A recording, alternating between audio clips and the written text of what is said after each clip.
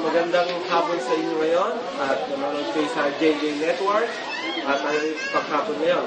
Kaya ngayon ay nandito tayo sa computer sa GR.com at kanina na-interview ni Julie Ruth si Mr. and Miss Nevarda sa CFC sa kadahilan ng inoperahin yung kanilang anak. At ngayon naman, interviewin natin yung kanilang assistant. Tara!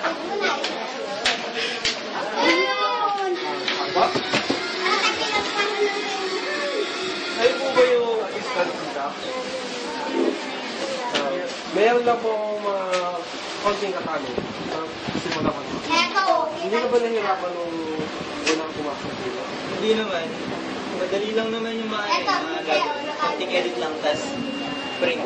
Saka Sino sa iyo yung mga sino sa iyo na pumasok dito? si Ate Jenny kasi, sabi niya sa kuya ko, na nangangailangan sila ng dito, ng assistant. So, nag-try ako. Hindi ko ba nahirapan sila na ano? Hindi naman. Easy lang nga eh. Parang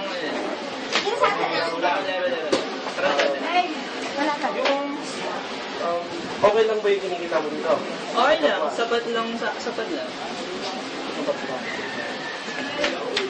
Magkano ang kinikita mo dito? Ang kinikita ko dito, depende sa item din. Halimbawa, pagkano ka 1,000, 10% ng kita, siyang kita ko. Gadaan. Ano ba dito? Parang pabrika, 6 to 6, 8 hours, ganyan na. Ano lang ako? Bali, 12 hours nga ako eh. 6 to 8 hours. Di yung magkano yung pagkain mo dito? Bali, sila na rin yung nila yung pagkain ko. Tanghali hanggang, tanghali hanggang paggabi. Mabilis ba yung pagkain? Oo naman. Mabilis, saka okay na okay. Ayan. At naroon ito interview ngayon, isa tatry lang natin yung talagang mabilis. Mga tundok. Excuse me. Apat na yung kausap lang? Apat na tundok. Okay lang ba? Ano, mabilis ba yung internet? Mabilis naman. Okay lang. At yun lang. Thank you po.